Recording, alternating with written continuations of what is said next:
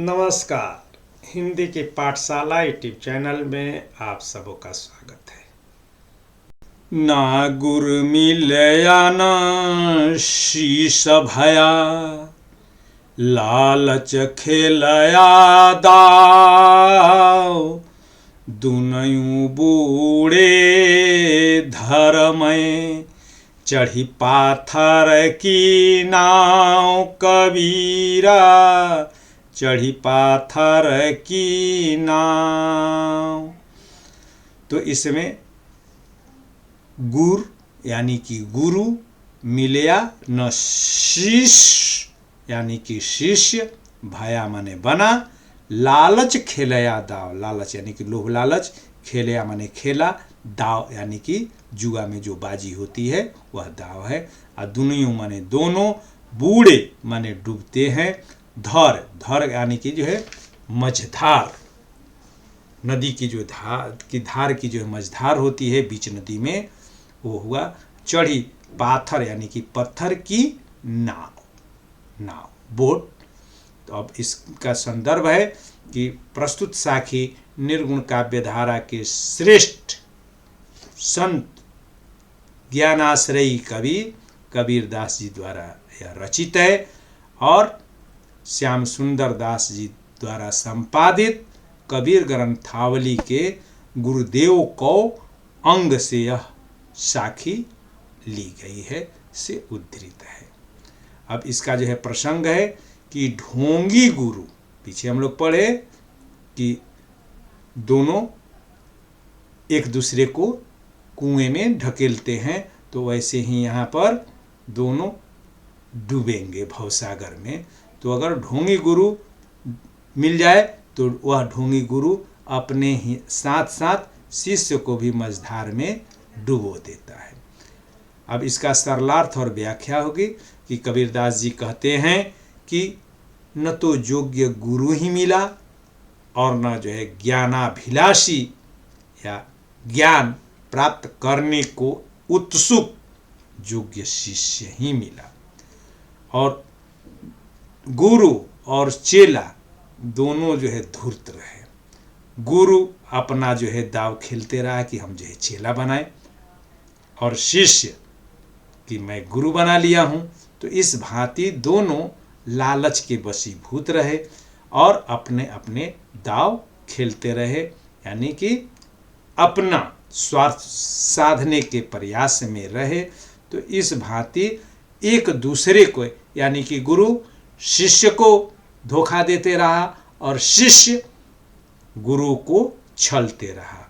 तो इस प्रकार धोखा रूपी या छल प्रपंच रूपी जो पत्थर की नाव है, तो उस नाव पर सवार होकर के वे जो है दोनों भवसागर को पार नहीं कर सकते हैं।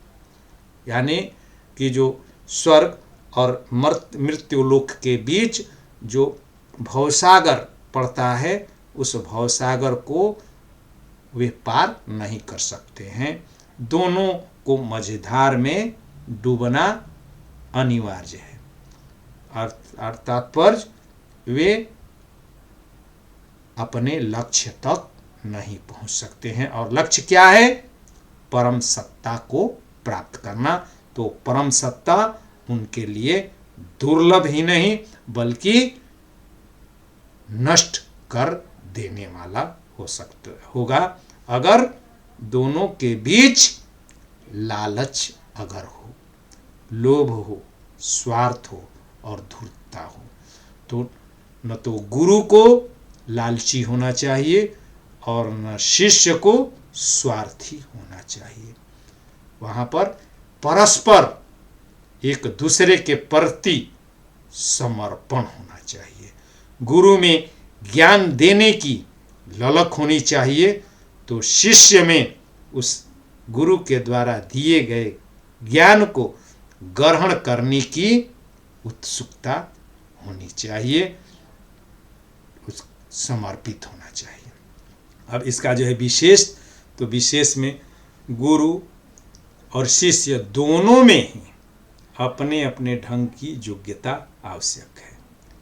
गुरु में ज्ञान देने की योग्यता होनी चाहिए और शिष्य में उस ज्ञान को ग्रहण करने की क्षमता होनी चाहिए।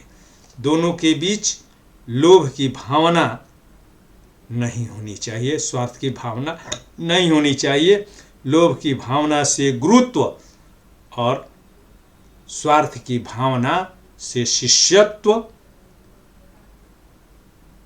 जो है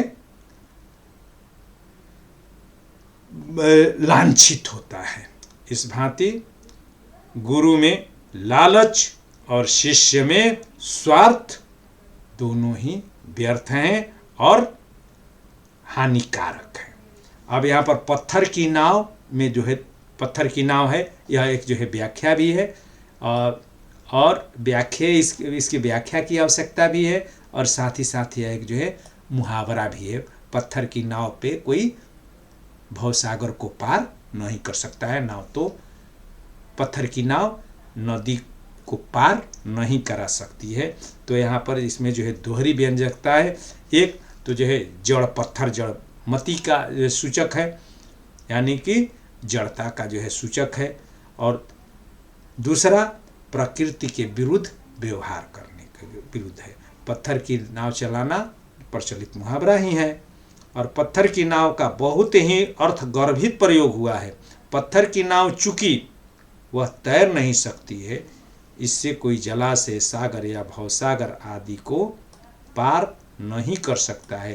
तात्पर्य शारीरिक और मानसिक विकारों से युक्त कोई संसार सागर को पार नहीं कर सकता है।